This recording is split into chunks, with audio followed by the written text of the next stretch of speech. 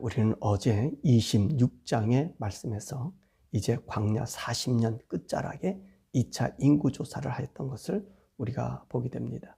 이 인구조사는 애굽에서 나온 20세 이상의 사람들은 광야에서 다 죽고 난 이후에 인구조사입니다.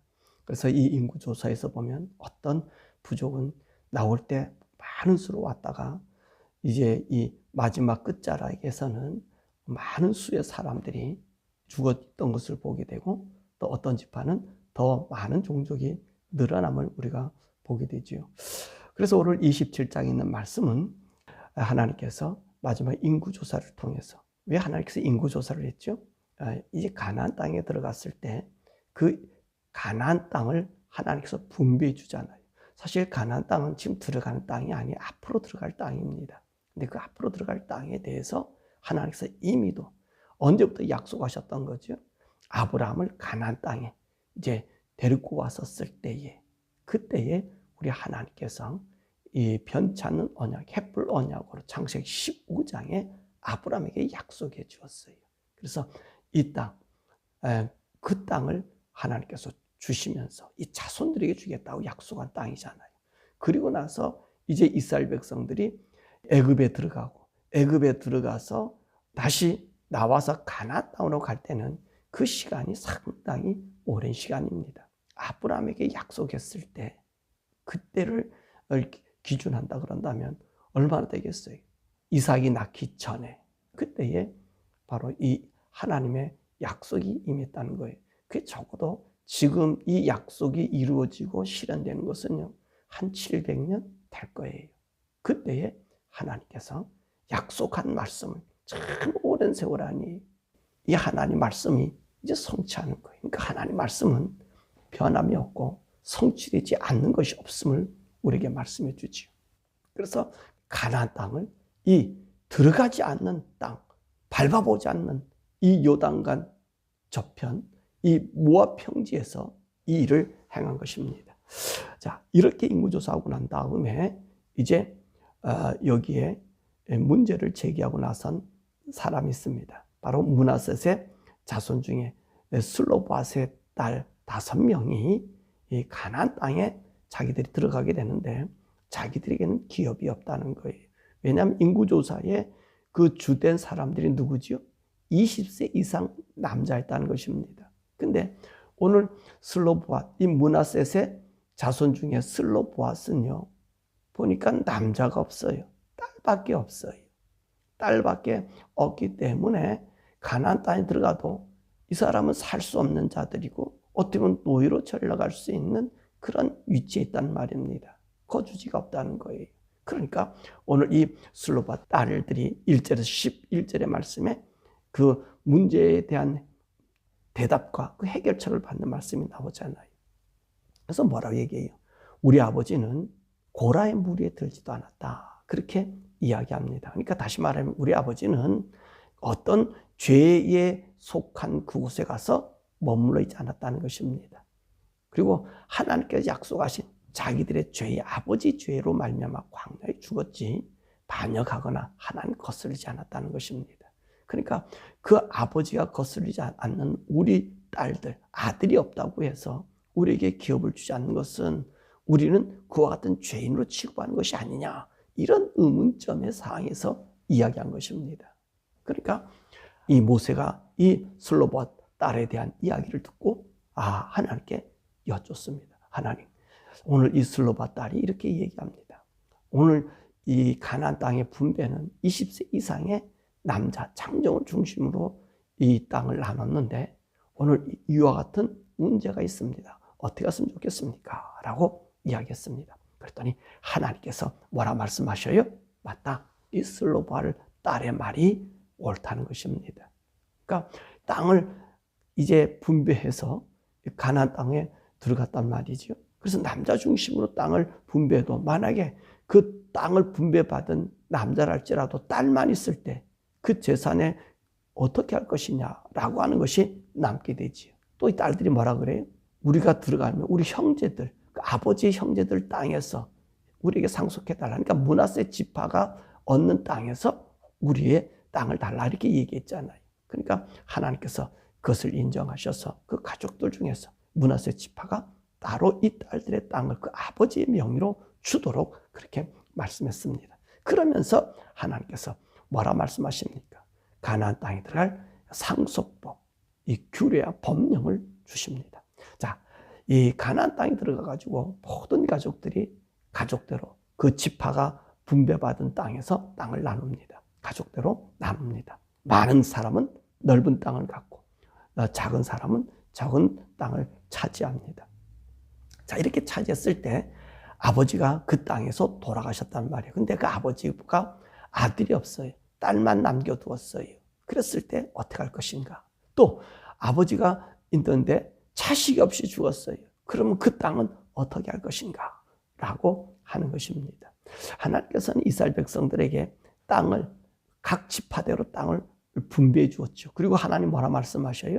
이 땅은 다른 지파가 가져가서는 안 된다. 그 땅은 그 지파가 유지해야 된다라고 그 땅에 경계표를 둔 거예요. 왜 이렇게 경계표를 두었죠?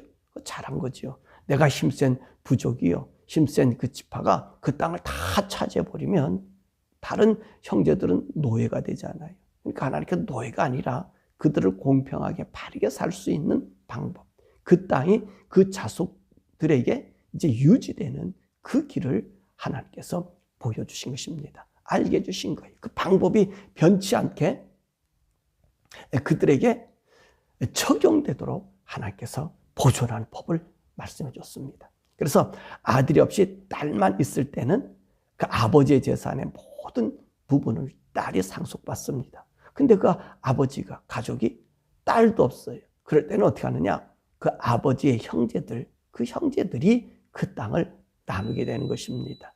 근데 그 형제들도 없어요.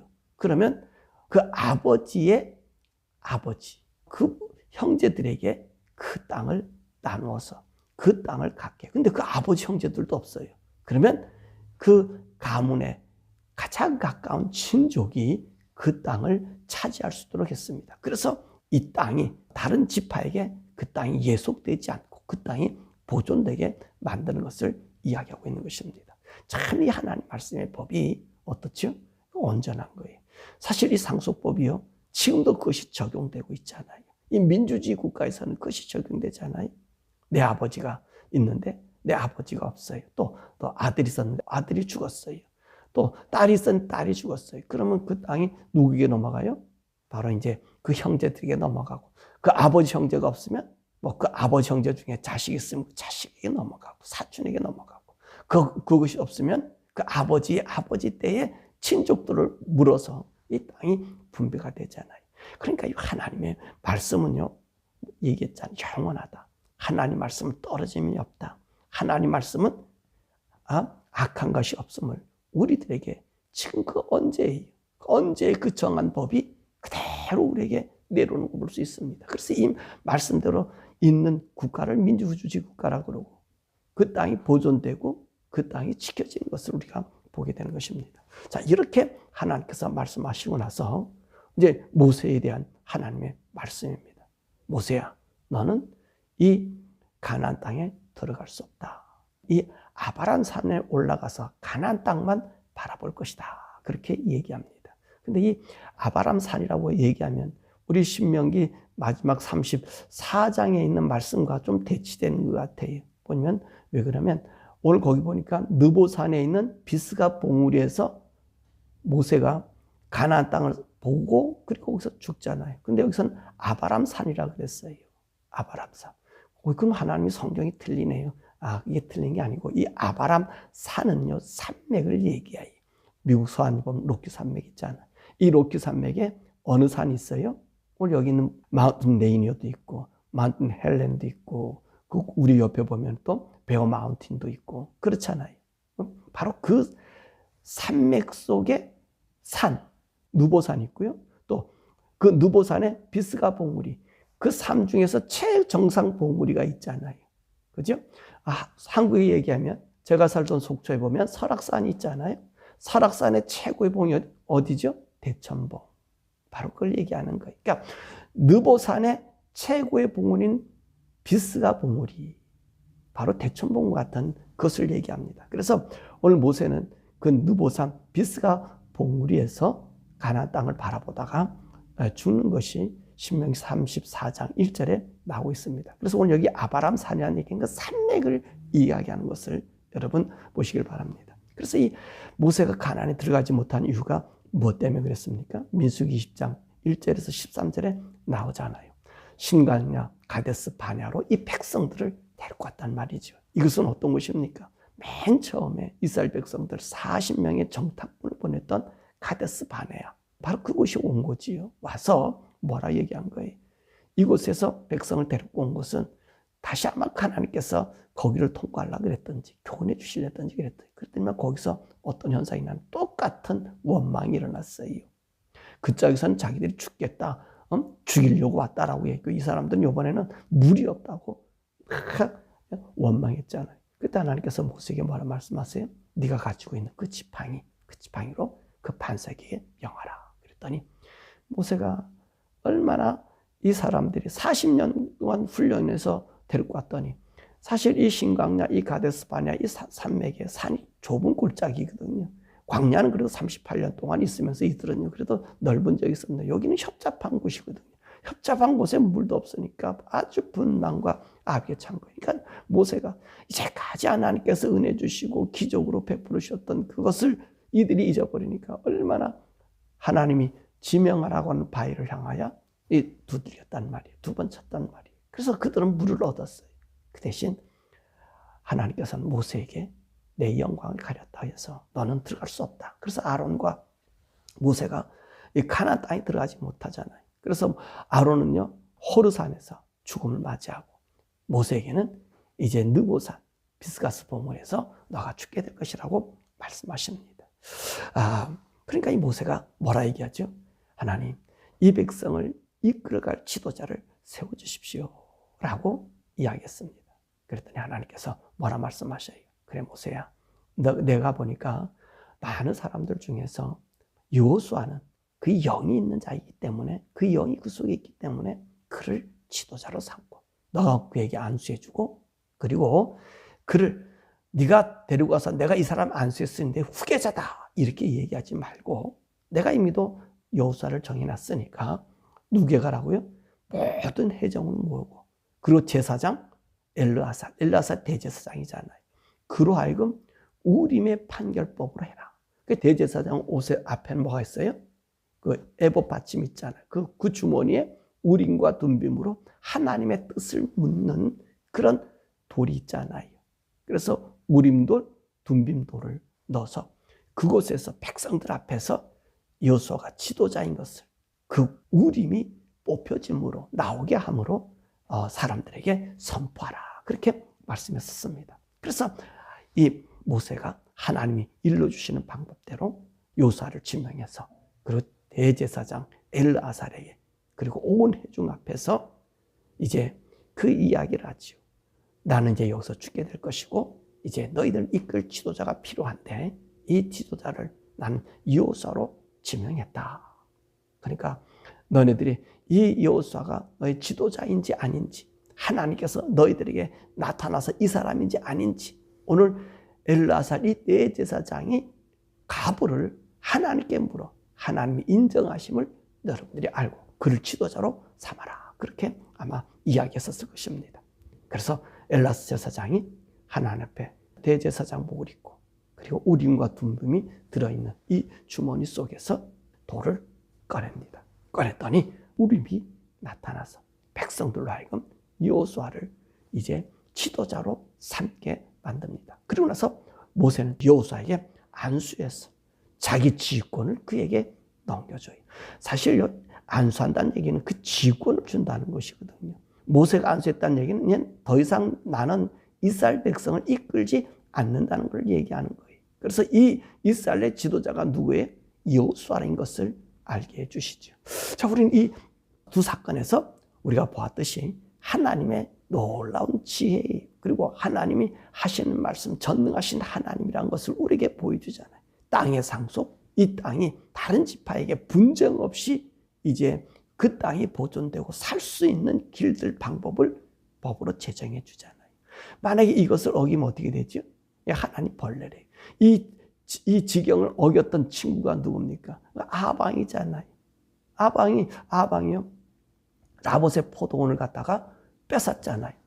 그래도 하나님께서 그 아합을, 그 가정을 멸하는 것 아닙니까? 땅을 안 뗀다고 조상이 주신 포도원이라고 얘기했는데도 강제로 옮기다가 하나님께서 그 가족을 멸한 사건을 우리가 보게 되는 것입니다. 그러니까 하나님께서 이 보존의 법칙, 그리고 이 지키는 법칙, 딸의 상속은 어떻게 해야 되는지 오늘 이 시대까지 있다고 하는 것입니다. 또한 하나님의 교회, 하나님의 단체에서 지도자를 뽑을 때에 나타나는 현상입니다.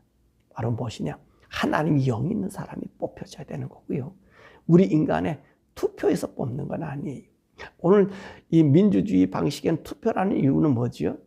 각각 개인들에게 공정성, 모든 사람에게 이 사람이라면 이게 민주주의 국가 건설에서는 기독교 국가에서는 되죠. 왜냐하면 기독교는 정해져 있잖아요. 이스라엘 땅에는요, 정해져 있어요.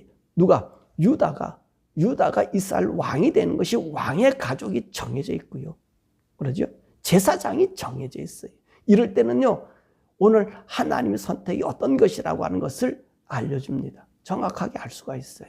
교회 단체는 벌써 정해져 있잖아요. 그러니까 교회 단체 같은 경우는 어떤 일을 해야 돼요? 제비 뽑는 일을 해야 되는 거예요. 제비 뽑는 거. 이 제비 뽑는 것은요, 왜 해야 되죠? 민주주의 국가에서는 투표하는 것은, 투표는 개인 한 사람한 의사를 묻어서 다수결로 묻는 것은 맞습니다. 그죠? 예. 그러니까 이 다수결을 묻어서 나라가 자꾸만 혼란이 생기는 이유가 뭐지요? 따지고 보면 다수결 투표 때문에 그러잖아요. 나는 그를 좋아했고 그를 좋아하지 않았다. 이렇게 갈려지잖아요.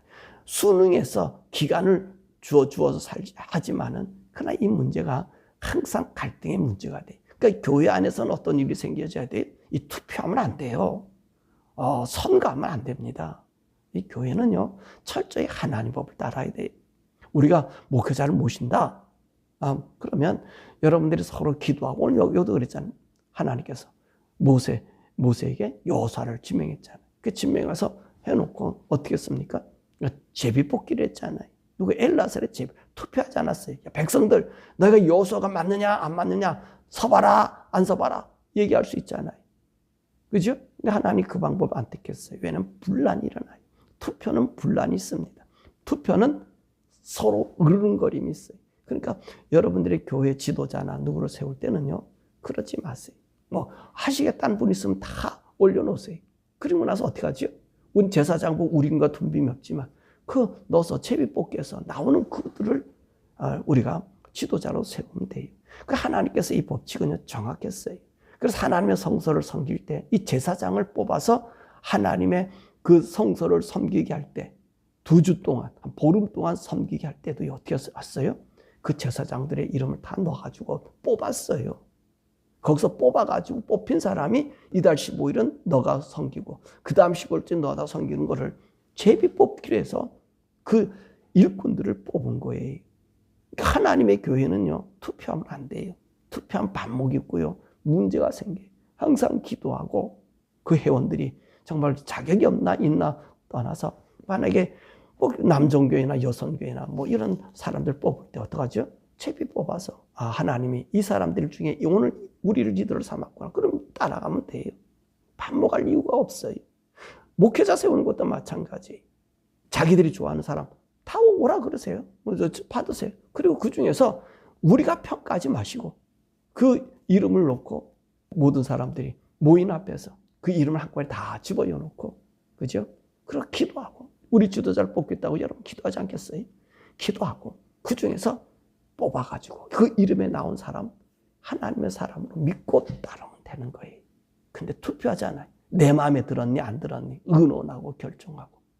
여러분 거기에 문제가 생기는, 거기에 악이 들어오는 거예요. 사단이 들어와요. 우린 그렇게 얘기하죠. 우리가 뽑고 우리가 투표해서 냈으니 하나님의 뜻이다. 여러분 그렇지 않아요. 그러면서 많은 사람들이 나가잖아요. 그죠? 한 번 하고 난 다음에 교회가 갈리잖아요. 왜냐하면 그 뜻에 맞지 않기 때문에. 그리고 그렇게 오신 분들이 대부분 보면 여러분들이 보는 눈으로 학력이 좋다든지 하든지 뽑다 보면 어떤 일이 생겨요? 그때는 좋았는데 보니까 인품도 안 되고 하나님의 목회자 자격이 없고 또 영으로도 충만하지도 않고 껍데기만 여러분들이 보고 뽑잖아요. 그냥 말 잘하면 뭐합니까? 설득력 있어 사람들의 마음에서 투표. 그거는 하나님과 아무런 관계없어요. 모세는 말 잘했어요. 모세는 말을 못한 사람이 말을 못했어요. 뭘 말을 못하니까 말 잘한 아론을 붙여준 거군요. 교회는요, 말 잘하는 것이 아니라 하나님의 영이 있느냐, 하나님의 뜻으로 살아가느냐, 그게 더 중요한 거예요. 그래서 교회는 항상 제비뽑기와 그 일을 해야 된다는 거. 어느 목회자를 뽑든지 간에, 어느 누구 리더를 세우든 간에, 여러분 다 제비뽑기하고, 그리고 그 말을 따라 순복하세요. 여러분이 기도하고 제비를 뽑으면 내가 보기엔 그 사람이 아무렇지 않은 것 같은데, 못하는 사람 같아, 무능력한 사람 같아. 근데 그거를 따진 하나님은 능력 있는 자가 아니라 하나님 말에 순종하는 자를 원하는 거예요. 교회는요, 하나님 말씀에 순종하는 자예요. 우리 학력과 이걸 따지지 않는 거예요. 하나님이 하나님께 순종하는 자. 그분을 하나님이 그 교회, 그 텀에 맡게 하는 거지. 그래서 여러분들의 교회, 오늘 하나님이 그 지혜를 말씀하시잖아요. 이렇게 뽑아라. 이 하나님 법을 대로 하면 문제가 생기지 않아요. 하나님 말씀 법을 떠나니까 문제가 생기고 분쟁이 생기고 교회 사단이 와가지고 사단이 마음 놓고 획책하고 있어요. 그러니까 LGBTQ를 갖다가 인정하는 사람들이 버젓이 데리고 들어오잖아요. 그러면서 포용성이다, 다양성이다. 얼마나 민주적이냐. 하나님 사랑을 품은 자냐. 무슨 하나님 사랑을 품어요? 사단이 속임수에 넘어가는 거지. 그런 건 있어서는 안 된다는 것입니다. 꼭 하나님 말씀의 법은, 이 말씀은 떨어지지 않는 온 우주가 없어도 하나님 말씀 온전한 거예요. 이 온전한 하나님 말씀대로 우리가 살고 따르는 저 여러분 되기를 주님의 이름으로 축원합니다. 오늘 우리 시간에 함께 기도하죠. 하나님, 내가 살아가는 인생 동안에 하나님의 영으로 살아가는 우리들 되게 해달라. 여호수아가 어떻게 뽑혔어요? 하나님의 영으로 뽑혔어요. 영이 있어서 하나님 영이 그 속에 머무니까 여호수아를 뽑았다고 주님 말씀하고 계시죠. 오늘 내가 살아가는 동안 성령님 나를 이끌어 주셨어. 하나님의 성령이 나의 삶에 하나님의 뽑힘받은 그 인생의 길을 걸어갈 수 있는 그 믿음의 사람, 하나님의 삶 되게 달라. 우주에 불어가게 기도.